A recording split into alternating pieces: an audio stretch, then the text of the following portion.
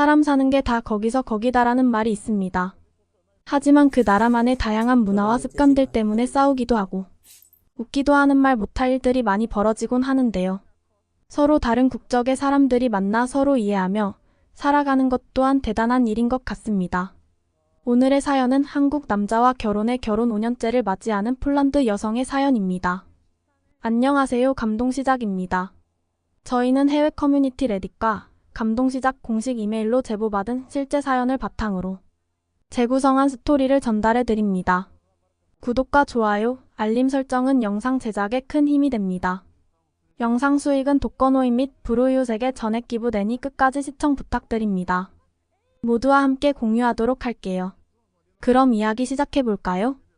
안녕하세요. 저는 폴란드의 바르샤바라는 곳에서 태어난 32살 애니콜라고 합니다.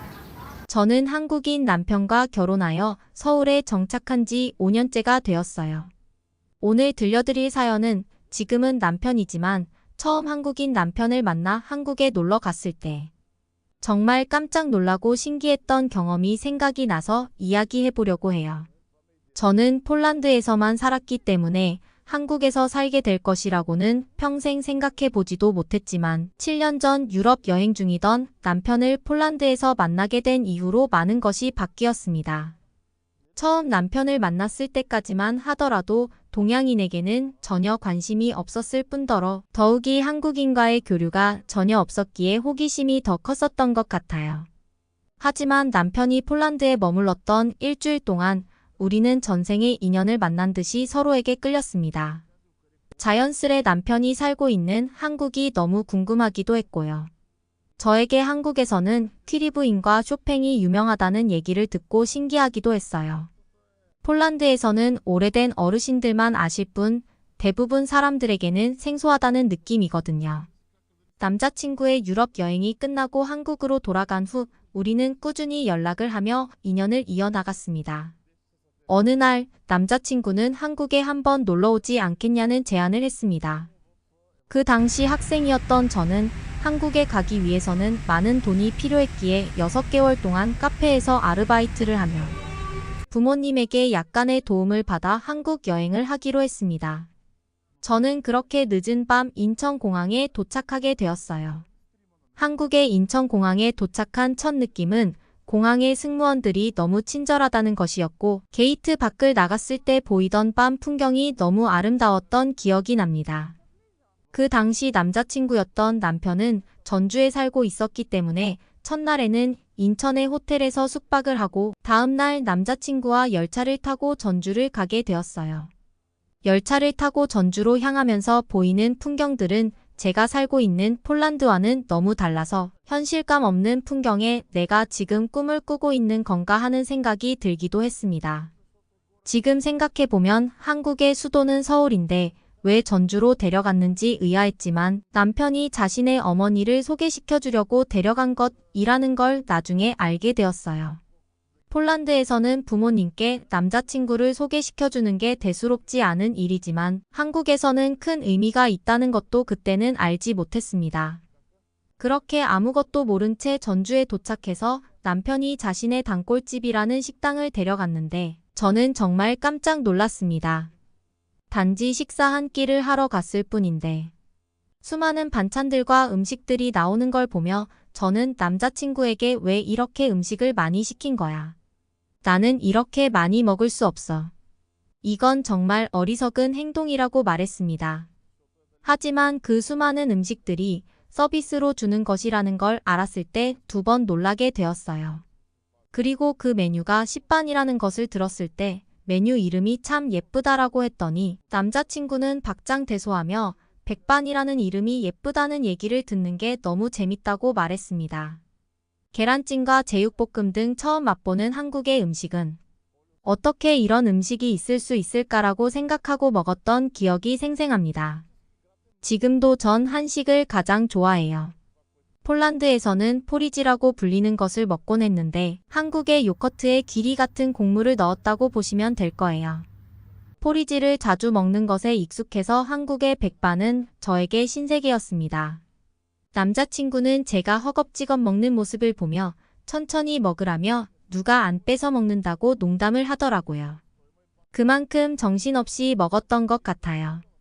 그리고 다음날 남자친구는 가족이 살고 있는 집에 놀러 가자고 제안했습니다. 저는 한국의 가정집을 보고 싶기도 하고 남자친구의 어머니도 궁금했기에 혼쾌히같이 가자고 말하여 남자친구 집에 놀러 갔습니다. 처음 한국인 가정집을 방문하여 그때가 저녁 시간이라는 걸 깨달았을 때 저는 당연히 남자친구에게 식사 시간이었구나. 식사를 마치고 나면 연락해 나는 근처 카페에서 기다리고 있을게라고 말하자 남자친구는 당연히 같이 가야지 무슨 소리냐며 저를 집으로 데려갔습니다. 폴란드에서는 다른 집에서 약속을 하지 않은 상태로 식사 준비 시간에 가는 것이 예의에 어긋나는 것이기에 당연히 그러면 안 되는 거 아니냐고 물었지만 제 남자친구는 신경 쓰지 않더라고요. 그렇게 갑작스럽게 처음 만난 시어머니는 현재 저희 친엄마보다 더 엄마 같다고 생각할 정도로 가까운 사이가 되었습니다. 서로 다른 국적이라도 부모 자식 간의 정은 어디서나 똑같다는 걸 느끼게 해줬기 때문이에요. 지금의 어머니를 처음 만난 날 저를 보며 너무 예쁘다며 제가 불편하지 않게 어떻게든 배려해주고 싶어 하신다는 걸 느꼈습니다. 혹여나 음식이 제 입맛에 안 맞을까 봐 노심초사하며 이것저것 먹어보라며 조심스럽게 권유하시는 모습을 보며 참 신기하다고 생각하기도 했어요. 폴란드에서는 손님을 위한 파티 자리이거나 할 때는 자신의 음식을 싸와서 각자 개인이 알아서 먹는 것에 익숙했기 때문에 어떻게 낯선 사람에게 이렇게 친절할 수 있는지 이해가 가질 않았습니다. 하지만 한국 생활에 익숙해졌을 때쯤에 많은 한국 사람들은 정이 많고 배려심이 많다는 걸 깨닫고 난 후 어느새 저도 상대방에게 그러는 걸 보면 문화의 힘이 정말 대단하다고 느꼈어요. 한 번은 결혼하고 난 후 오랜만에 폴란드에 가서 친구들을 만나 파티를 했는데 친구들에게 어느 순간 저희 어머니처럼 이것저것 챙겨주고 있더라고요. 제 친구들은 저에게 너 왜 그래 뭐 잘못 먹었어? 라며 당황하길래 저는 아차 싶기도 했어요.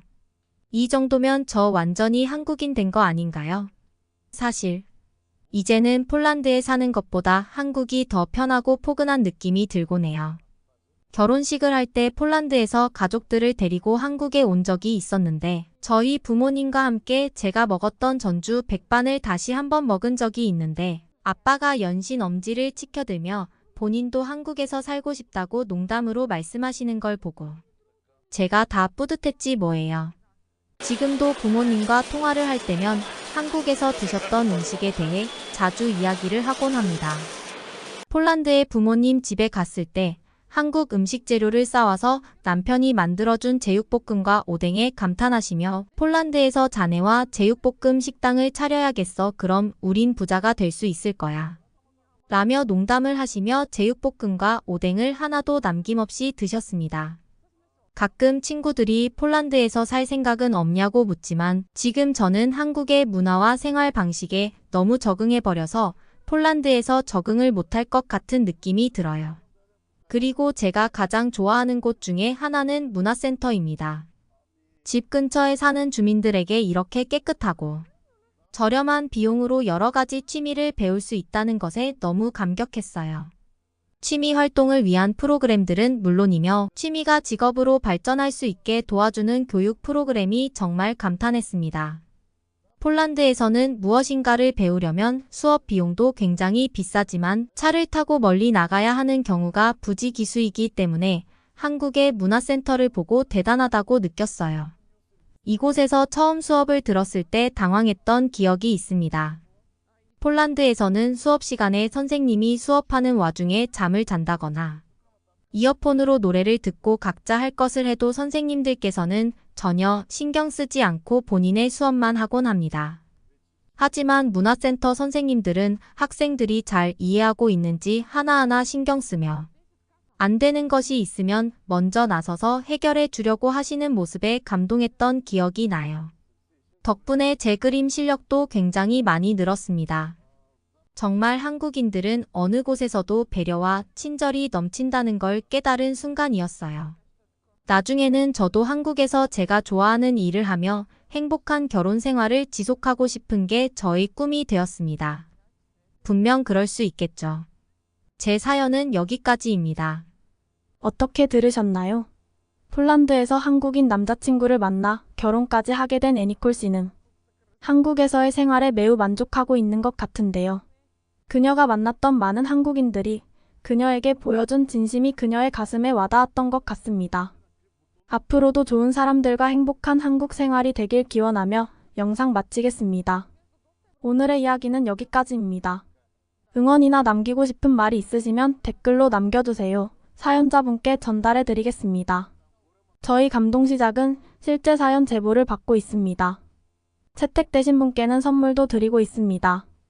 저희의 사연이 여러분의 하루에 작은 힘이 될 수 있었으면 좋겠습니다. 지금까지 특별한 한국의 이야기를 전해드리는 감동시작이었습니다. 구독과 좋아요를 눌러주시면 영상 제작에 큰 힘이 됩니다. 감동적인 사연을 주변 사람들에게 공유하고 함께 이야기 나눠보세요. 끝까지 시청해주셔서 감사합니다. 더욱더 좋은 영상으로 찾아뵙겠습니다.